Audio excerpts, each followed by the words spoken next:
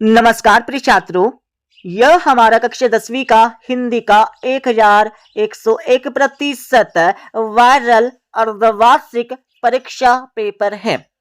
इस पेपर का समय 3 घंटे होने वाला है। पूर्णांक 75 अंक। तो भाई साहब, आप सभी इस पेपर को पूरा याद कर लीजिएगा और आपको इस पेपर का संपूर्ण उत्तर इसी वीडियो में मिलने वाला है। तो सबसे पहले आप सभी को यहाँ पर कुछ निर्देश दिए गए हैं, इनको पढ़ लीजिएगा। इनको पढ़ने के बाद इस पेपर का हमारा पहला प्रश्न दिया, जिसमें सही विकल्प चुनकर लिखना है, जो आपकी परीक्षा में 6 नंबर के आने वाले हैं। तो आपका पहला दिया, रीतिकाल को काव्य की दृष्टि से बांटा गया है। तो कितने भागों में बांटा गया है, ये आपको पहले में बताकर लिखना है। तो पहले में सही उत्तर आपको लिखना है ब वाला, 3 भागों में। दूसरा आपका दिया है, सहस्त्रबाहु का वध किया था। तो किसने किया था, ये आपको दूसरे में बताकर लिखना होगा। तो दूसरे में सही उत्तर आपको लिखना है ब वाला, परशुराम ने। तीसरा आपका दिया है, जिन मूल शब्दों से मिलकर समास बना है उसमें से पहले पद को कहते हैं। तो भाई सब पहले पद को क्या कहते हैं, यह आपको तीसरे में बताकर लिखना है। तो तीसरे में सही उत्तर आपको लिखना होगा अ वाला, पूर्व पद कहते हैं। चौथा आपका दिया है, हालदार साहब कंपनी के काम से कस्बे से गुजरते थे। तो चौथे में आपको सही उत्तर लिखना होगा ब वाला, हर 15वें दिन। पांचवा आपका दिया है, भोलानाथ के पिता भक्त थे। तो पांचवें में सही उत्तर आपको लिखना होगा ब वाला, शिव जी के। छठा आपका दिया, आलंबन और उद्दीपन का संबंध है। तो भाई साहब, आलंबन और उद्दीपन का संबंध किससे है, ये आपको बताना है। तो छठे में सही उत्तर आपको लिखना होगा स वाला, विभाव से। अब आप सभी देख लीजिएगा दूसरा प्रश्न, जिसमें रिक्त स्थानों की पूर्ति कर लिखना होगा, जो आपकी परीक्षा में 6 नंबर के आने वाले हैं। इन सभी के उत्तर देखने से पहले आप सभी को इस वीडियो के डिस्क्रिप्शन में Telegram channel plus WhatsApp channel की लिंक मिल जाएगी। तो आप सभी Telegram channel plus WhatsApp channel को ज्वाइन कर लीजिएगा। तो आपका पहला दिया, रघुकुल में देवता ब्राह्मण ईश्वर भक्त और किसका वध नहीं किया जाता था। तो पहले में आपको लिखना होगा गाय। गाय आपको पहले का सही उत्तर लिखना है। दूसरा आपका दिया है, वीर रस का स्थायी भाव है। तो दूसरे में आपको लिखना होगा उत्साह। उत्साह आपको दूसरे का सही उत्तर लिखना होगा। और तीसरा आपका दिया है, एक अंक वाली रचना कहलाती है। तो तीसरे में आपको लिखना होगा एकांकी। एकांकी कहलाती है। और चौथा आपका दिया है, बाल गोविंद भगत गले में किसकी माला पहनते थे। तो चौथे में आपको लिखना होगा तुलसी की। तुलसी की जड़ों की माला पहनते थे। और पांचवा आपका दिया है, अर्थ के आधार पर वाक्य के भेद होते हैं। तो भाई सब, अर्थ के आधार पर वाक्य के कितने भेद होते हैं, यह आपको बताकर लिखना है। तो पांचवें में सही उत्तर आपको लिखना होगा 8। अर्थ के आधार पर वाक्य के 8 भेद होते हैं। छठा आपका दिया है, अज्ञे का जन्म कहां पर हुआ। तो छठी में आप सभी को लिखना होगा उत्तर प्रदेश। लिख लीजिएगा, उत्तर प्रदेश के कुशीनगर। कुशीनगर, उत्तर प्रदेश कुशीनगर, सन 1911। सन 1911 में हुआ था। ठीक है, आपको लिखना होगा। तो अज्ञे जी का जन्म उत्तर प्रदेश कुशीनगर सन 1911 में हुआ था। ठीक है, अब आप सभी देख लीजिएगा तीसरा प्रश्न। भाई साहब, इस प्रश्न में आप सभी को निम्नलिखित कथनों के समक्ष सत्य या असत्य आपको लिखना होगा, जो आपकी परीक्षा में 6 नंबर के आने वाले हैं। तो आपका पहला दिया, गोपिया कृष्ण द्वारा चुराए गए अपने मन को वापस मांग रही है। तो पहला लगा लीजिएगा, बिल्कुल सत्य हो जाएगा। दूसरा आपका दिया है, बंधन के आए काले काले मेघ में पुनरुक्ति प्रकाश अलंकार का उदाहरण है। तो बिल्कुल नहीं है, दूसरा आपका सत्य हो जाएगा। तीसरा आपका दिया है, मानव संस्कृति एक अविभाज्य वस्तु है। तो बिल्कुल तीसरा आपका सत्य हो जाएगा। और चौथा आपका दिया है रेखा चित्र को शब्द चित्र भी कहते हैं, तो चौथा लगा लीजिएगा, बिल्कुल कहते सत्य हो जाएगा। और पांचवा आपका दिया है राम बाजार जाता है, एक आज्ञावाचक वाक्य है, तो बिल्कुल नहीं है, असत्य हो जाएगा। छठा आपका दिया है भोलानाथ के पिता उन्हें गोरस भात चांदी के कटोरे में खिलाते थे, तो बिल्कुल नहीं खिलाते थे, फूल के कटोरे में खिलाते थे, फूल के कटोरे में खिलाते थे, तो असत्य हो जाएगा आपका छठा। अब आप सभी देख लीजिएगा चौथा प्रश्न, जिसमें सही जोड़ी मिलाकर लिखना होगा, जो आपकी परीक्षा में 6 नंबर के आने वाले हैं।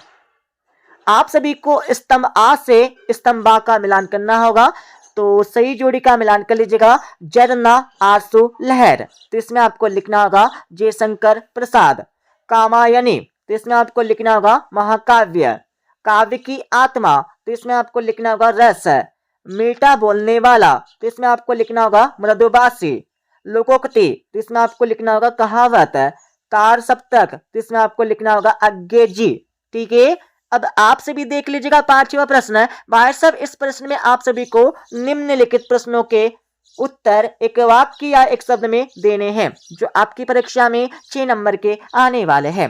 तो आपका पहला दिया तुलसीदास के काव्य में किन किन रसों की प्रधानता रही है। तो पहले का आंसर लगा लीजिएगा। पहला आपको लिखना होगा भक्ति रस एंड वीर रस। ठीक है, वीर रस, ये आपको लिखना है पहले का उत्तर। दूसरा देख लीजिएगा संचारी भावों की संख्या कितनी मानी गई है, तो दूसरे में आपको लिखना होगा 33 आपको लिखना है 33। ओके, और तीसरा आपका दिया है शास्त्रों में काशी किस नाम से प्रतिष्ठित है, तो तीसरे में आपको लिखना होगा आनंद कानन आपको लिखना होगा। और चौथा आपका दिया है शब्द की प्रथम शक्ति को क्या कहा जाता है, तो चौथे में आपको लिखना होगा अभिधा आपको लिखना है। और पांचवा आपका दिया है मूर्खों में अल्पज्ञ के महत्व के लिए कौन सी लोकोक्ति है, तो पांचवी का आंसर आप सभी लिख लीजिएगा अंधों में काना राजा, ये आपको लिखना होगा यहाँ पर पांचवी का उत्तर। ठीक है, और छठा आपका दिया है बरखा के बंद होते ही बाग में क्या क्या नजर आए, तो छठे में आप सभी को लिखना होगा बहुत सारे बिच्छू, ये आपका हो जाएगा छठे का उत्तर। अब आप सभी देख लीजिएगा 2, 2, 3, 3 एवं 4, 4 नंबर के प्रश्न, और भाई साहब इन सभी के उत्तर बताएंगे इस वीडियो के लास्ट में।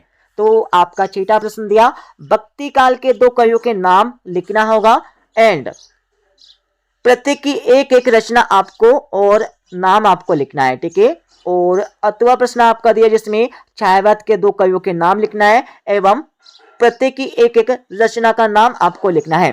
सातवें प्रश्न में आप सभी को जयशंकर प्रसाद अथवा नागार्जुन की काव्यगत विशेषताएं निम्नलिखित बिंदुओं के आधार पर लिखना है। 2 रचनाएं आपको लिखना होगा, भाव पक्ष कला पक्ष आपको लिखना है। भाई साहब आपको YouTube पर बहुत सारे पेपर मिल जाएंगे, पर सबके सब फेक है, इसलिए आपको इस पेपर को पूरा याद कर लेना है, क्योंकि यह पेपर आपकी परीक्षा में छपने वाला है। 8वां प्रश्न आपका दिया है परशुराम ने सहस्त्र बाहुओं का वध क्यों किया था, इसके बारे में आपको लिखना होगा। और 8वां प्रश्न आपको यहाँ पर दिया गया है। 9वां प्रश्न आप सभी यहाँ पर देख लीजिएगा, पढ़ लीजिएगा। ठीक है, और 10वां प्रश्न आप सभी को यहाँ पर दिया है, जिसमें रेखा चित्र और संस्मरण में प्रमुख 2 अंतर लिखना होगा। और 8वीं वाले प्रश्न में आप सभी को रस किसे कहते हैं, आचार्य जगन्नाथ के अनुसार रस की परिभाषा आपको लिखना होगा। और 11वें प्रश्न में आप सभी को पुनरुक्ति प्रकाश अलंकार की परिभाषा उदाहरण सहित आपको लिखना होगा। और 8वां प्रश्न आपको यहाँ पर दिया गया है। 12वें प्रश्न में आप सभी को निबंध की परिभाषा लिखते हुए किसी एक निबंधकार का नाम आपको लिखना होगा। और 8वीं वाले प्रश्न में आप सभी को मुहावरे और लोकोक्तियों में प्रमुख 2 अंतर लिखना है। ठीक है, और 13वें प्रश्न में आप सभी को यशपाल अथवा यतीन्द्र मिश्र की साहित्यिक विशेषताएं निम्नलिखित बिंदुओं के आधार पर लिखना है। 2 रचना आपको लिखना होगा, भाषा शैली आपको लिखना है। 14वां प्रश्न आप सभी को यहाँ पर दिया गया है। 15वां प्रश्न आप सभी यहाँ पर पढ़ लीजिएगा और 16वां प्रश्न आपको यहाँ पर दिया है जिसमें मुहावरों का अर्थ आपको लिखना होगा और उनका प्रयोग आपको करना है। एंड आपको इसका 8वां प्रश्न यहाँ पर दिया गया है। सभी के उत्तर आपको बता देंगे, उससे पहले आप सभी प्रश्नों को समझकर पढ़ लीजिएगा। और आपका 17वां प्रश्न यहाँ पर दिया है, ठीक है। 17वें के बाद आप सभी 18वां प्रश्न देख लीजिएगा जिसमें एक काव्यांश आपको दिया है जिसमें संदर्भ, प्रसंग, भावार्थ आपको लिखना है। और आपको 8वां प्रश्न दिया जिसमें सेम वही करना है जैसे कि हमने आपको ऊपर वाले प्रश्न में आप सभी को बताया है। 19वें प्रश्न में आप सभी को यहाँ पर गद्यांश दिया। गद्यांश को आपको पूरा ऊपर से लेकर नीचे तक पढ़ना होगा। पढ़ने के बाद आपको संदर्भ, प्रसंग, वाक्य आपको देना है। सभी के उत्तर आपको बता देंगे, डोंट वरी। और 20वें प्रश्न में आप सभी को मेरे जीवन का लक्ष्य विषय पर एक अनुच्छेद आपको लिखना होगा। और 8वें वाले प्रश्न में आप सभी को संवाद लिखना है, ठीक है। विद्यालय में प्रवेश को लेकर एक अभिभावक और प्राचार्य के मध्य संवाद, बातचीत आपको लिखना है। 21वें प्रश्न में आप सभी को यहाँ पर एक अपठित काव्यांश अथवा गद्यांश आपको दिया गया है जिसको आपको पढ़ना होगा। पढ़ने के बाद इसके नीचे लिखे प्रश्नों के उत्तर आपको देने हैं यही से छाट कर, ठीक है। पहले में आपको शीर्षक बताना है और दूसरे के उत्तर आपको देना होगा, तीसरे में आपको भावार्थ लिखना है। अब आप सभी देख लीजिएगा 8वां प्रश्न। भाई साहब इसमें भी आपको एक गद्यांश दिया है, अपठित गद्यांश आपको यहाँ पर दिया गया है पूरा ऊपर से लेकर नीचे तक। इसको आपको पढ़ना होगा। पढ़ने के बाद इसमें आपको शीर्षक बताना होगा इस गद्यांश का। उसके बाद आपको इस प्रश्न का उत्तर आपको यहाँ से छाट कर लिखना होगा। और तीसरे में आपको इस गद्यांश का सारांश आपको यही से लिखना है। 22वें प्रश्न में आप सभी को अपने वार्ड में व्याप्त गंदगी को दूर करने के लिए नगर पालिका अधिकारी को आवेदन पत्र आपको लिखना है, मतलब प्रार्थना पत्र आपको यहाँ पर लिखना है, शिकायती पत्र, ठीक है। और 8वें वाले प्रश्न में आप सभी को अपनी वार्षिक परीक्षा की तैयारी से अवगत कराते हुए अपने पिताजी को पत्र लिखना है। जैसे कि आप सभी को पता होगा आपकी कक्षा 10वीं और 12वीं की बोर्ड परीक्षाएं, वार्षिक परीक्षाएं फरवरी से शुरू होने वाली है, ठीक है।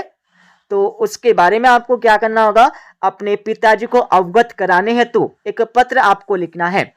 और 23वें प्रश्न में आप सभी को क्या करना होगा, किसी एक विषय पर रूपरेखा सहित निबंध लिखना होगा। तो आप सभी यहाँ पर जीवन में खेलों का महत्व विषय पर निबंध याद कर लीजिएगा, ठीक है। और उसके बाद आपको इन सभी को पढ़ लेना है अपनी किताब से देखकर। अब मैं इस पेपर का आप सभी को फुल संपूर्ण उत्तर बता देता हूं। अब आप सभी इस पेपर का फुल सॉल्यूशन देख लीजिएगा। जैसे कि हमने आप सभी को क्वेश्चन नंबर 1 से लेकर 5 तक के उत्तर आप सभी को बता दिए हैं। अब आप सभी 6 से लेकर 23 तक के प्रश्नों के उत्तर देख लीजिएगा। तो ये आपका 6ठे प्रश्न का उत्तर हो जाएगा। 6ठे के बाद आप सभी देख लीजिएगा 6ठे प्रश्न का 8वें का उत्तर, ठीक है। और आगे चलेंगे तो आप सभी को 7वें प्रश्न का उत्तर यहां से मिल जाएगा पूरा का पूरा ऊपर से लेकर नीचे तक, जिसमें आपको 2 रचना लिखना होगा और कला पक्ष, भाव पक्ष ये सभी आपको लिखना है, ठीक है, परीक्षा में। और आप सभी देख लीजिएगा 7वें प्रश्न का 8वें का उत्तर पूरा ऊपर से लेकर नीचे तक। थोड़ा जूम करेंगे, ठीक है। जूम करने के बाद आप सभी को 2 रचनाएं यहाँ पर याद कर लेना है, भाव पक्ष, कला पक्ष, साहित्य में स्थान, ये सभी आपको याद कर लेना है, ठीक है। और आप सभी देख लीजिएगा 8वें प्रश्न का उत्तर। 8वें के बाद थोड़ा आगे चलेंगे, आगे चलने के बाद आप सभी को 8वें प्रश्न का 8वें का उत्तर यहाँ से मिल जाएगा। अब आप सभी देख लीजिएगा 9वें प्रश्न का उत्तर, ठीक है। 9वें के बाद थोड़ा आगे चलेंगे तो आप सभी को मिल जाएगा 9वें प्रश्न का 8वें का उत्तर, ओके। और आगे चलेंगे तो आपको मिल जाएगा यहाँ पर 10वें प्रश्न का उत्तर। भाई साहब इसमें आपको क्या करना है, रेखा चित्र और संस्मरण में प्रमुख 2 अंतर लिखना है। और आप सभी देख लीजिएगा 10वें प्रश्न का 8वें का उत्तर। और आप सभी को मिल जाएगा यहाँ पर 11वें प्रश्न का उत्तर, ठीक है। 11वीं के बाद आप सभी यहाँ पर देख लीजिएगा 11वें प्रश्न का अथवे का उत्तर, ठीक है, पूरा ऊपर से लेकर नीचे तक। और थोड़ा आगे चलेंगे तो आप सभी को 12वें प्रश्न का उत्तर यहाँ से मिल जाएगा, ठीक है। 12वीं के बाद आप सभी देख लीजिएगा 12वें प्रश्न का अथवे का उत्तर, जिसमें मुहावरे तथा लोकोक्तियों में प्रमुख 2 अंतर लिखना है। और आप सभी को मिल जाएगा 13वें प्रश्न का उत्तर, पूरा ऊपर से लेकर नीचे तक। और थोड़ा आगे चलेंगे तो आप सभी को मिल जाएगा 13वें प्रश्न का अथवे का उत्तर, ठीक है। और थोड़ा आगे चलेंगे तो आप सभी को 14वें प्रश्न का उत्तर यहाँ से मिल जाएगा, ठीक है। और आप सभी को मिल जाएगा यहाँ पर 14वें प्रश्न का अथवे का उत्तर, पूरा ऊपर से लेकर नीचे तक। वो थोड़ा आगे चलेंगे तो आप सभी को मिल जाएगा 15वें प्रश्न का उत्तर। और आप सभी देख लीजिएगा 15वें प्रश्न का अथवे का उत्तर यहाँ पर आपको दिया है, ठीक है। और थोड़ा आगे चलेंगे तो आप सभी को मिल जाएगा 16वें प्रश्न का उत्तर, ठीक है। यहाँ पर देख लीजिएगा 16वें का उत्तर आपको दिया है और 16वें का आपको अथवे का उत्तर यहाँ पर दिया है। 17वें प्रश्न का उत्तर आपको यहाँ से मिल जाएगा पूरा ऊपर से लेकर नीचे तक अथवा सहित। और 18वें प्रश्न का उत्तर आपको पूरा यहाँ से मिल जाएगा, ठीक है, जिसमें संदर्भ, प्रसंग, वाक्य करके आपको लिखना होगा। और अथवे का उत्तर भी आपको यहाँ पर दिया गया है। और आप सभी देख लीजिएगा 19वें प्रश्न का उत्तर, ठीक है, ये आपका 19वें प्रश्न का अथवे का उत्तर यहाँ से मिल जाएगा। और 20वें का उत्तर आपको यहाँ पर दिया है पूरा ऊपर से लेकर नीचे तक, ओके। और 21वें प्रश्न का उत्तर आपको यहाँ से मिल जाएगा पूरा का पूरा। और 22वें प्रश्न का उत्तर आपको पूरा यहाँ से मिल जाएगा, ठीक है, जिसमें शिकायती पत्र आपको लिखना होगा इसी प्रकार से। तो इस प्रकार से हमने भाई साहब इस पेपर का आपको फुल सॉल्यूशन, संपूर्ण उत्तर बता दिया है, ठीक है। मिलते अगले वीडियो में।